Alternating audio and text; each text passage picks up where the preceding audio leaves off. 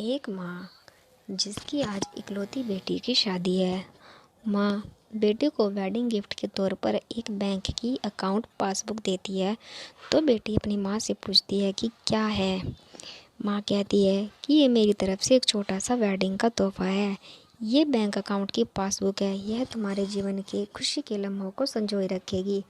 आगे जब भी तुम दोनों की ज़िंदगी में कोई खुशी का मौका आए तो इसमें अपनी तरफ से कुछ पैसे डिपॉजिट करना। जितनी बड़ी खुशी उतनी ज़्यादा रकम, और आगे लिख भी देना कि आज ये खुशी का मौका है, इसलिए इतने पैसे जमा किए हैं। आज मेरी बेटी की शादी है तो मेरे लिए भी खुशी का दिन है, इसलिए इसमें मैंने आज 1000 रुपये डिपॉजिट करा दिए हैं। और आगे डिस्क्रिप्शन में लिख भी दिया है कि आज मेरी बेटी की शादी है, इसलिए इसमें 1000 रुपये जमा करती हूँ। बेटी को अपनी माँ का दिया गिफ्ट बहुत प्यारा लगा। उसने अब घर जाकर अपने पति को यह बात बताई तो पति को भी यह चीज़ बहुत अच्छी लगी और कहने लगा कि ये तो बहुत अच्छा तरीका है अपने जीवन के खुशी के लम्हों को फिर से याद करने का। दोनों अब इंतज़ार ही कर रहे थे कि कब इसमें अगला डिपॉजिट हो। दोनों नए नए बहाने ढूंढते थे पैसे जमा करने के।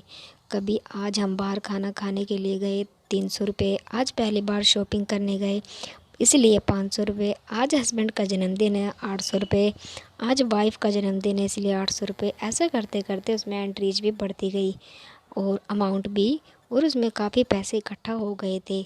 शादी को कई साल बीत जाने के बाद दोनों में कुछ दूरियां बढ़ने लगी। दोनों में छोटी मोटी नोकझोंक होनी शुरू हो गई थी। फिर कुछ दिनों के बाद झगड़े भी होने लगे। दोनों ने बात करना छोड़ दिया और एक दूसरे से खुश नहीं रहते थे। माँ को अपनी बेटी से मुलाकात किए हुए काफ़ी दिन हो चुके थे। तो एक दिन माँ अपनी बेटी से मिलने के लिए बेटी के घर गई तो बेटी कहने लगी कि माँ, मैं अब और इस शादी में आगे अपना जीवन नहीं गुजार सकती। पता नहीं मैंने इतने दिन इसके साथ कैसे गुजार लिए। अब इस आदमी से डिवोर्स चाहती हूँ। उधर पति भी कहने लगा कि मैं भी परेशान आ गया हूँ, इसके साथ रहकर मैं भी जीना नहीं चाहता तुम्हारे साथ, मुझे भी डाइवोर्स चाहिए। माँ ने कहा ठीक है तुम दोनों अलग हो जाना, लेकिन याद है मैंने तुम्हारी शादी के दिन तोहफे में एक पासबुक दी थी। बेटी पासबुक निकाल कर लाई तो उसमें देखा कि इसमें बहुत पैसे जमा है। माँ ने कहा जब शादी इतनी ही बुरी थी तो पहले अपनी शादी से जुड़ी कोई भी याद अपने पास नहीं रखनी चाहिए। पहले इसमें जमा रकम को खर्च करना होगा, फिर तुम डाइवोर्स ले सकते हो। दोनों ने कहा ठीक है। अगले ही दिन बेटी पासबुक लेकर बैंक जाती है पैसे निकालने के लिए। पैसे निकालने के लिए बैंक में पैसे वालों की लाइन लगी थी तो बेटी भी लाइन में खड़ी हो गई। अब खड़े हुए काफ़ी देर हो गई तो बेटी ने खड़े खड़े ही पासबुक खोली और देखने लगी कि इसमें कब पैसे जमा किए थे। बेटी ने देखते ही देखते पता चला कि अब उसकी आंखें भर आई और अपने बीते लम्हों को याद करके जो उसने पति के साथ बिताए थे वो आज डाइवोर्स देने चली थी। बेटी बिना पैसे निकाले घर आ गई और पति से कहने लगी कि मुझसे नहीं हो पाएगा, ऐसा करो कि तुम ही जाकर सारे पैसे खर्च कर दो। पति ने कहा ठीक है और पति बैंक लाइन में खड़ा हो गया। उसकी नज़र भी पासबुक पर पड़ी और उसने सारे खुशी के लम्हों को याद किया तो उसने अपनी पत्नी के साथ बिताए सारे लम्हे याद आ गए जिसे वो तलाक देना चाहता है।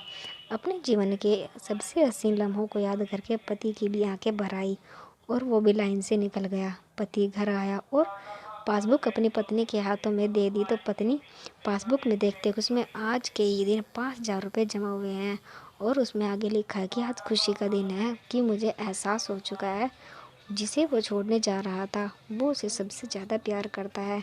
मैंने फ़ैसला कर लिया है कि अब बाकी की सारी ज़िंदगी उसी के साथ बिताना चाहता हूँ। यह देखकर दोनों की आंखें भर आई और गले लगकर खूब रोए और प्रॉमिस किया कि अब वो कभी नहीं लड़ेंगे। यह कहानी उन सभी के लिए है जिनके रिश्तों के बीच में दूरियां आ गई हैं।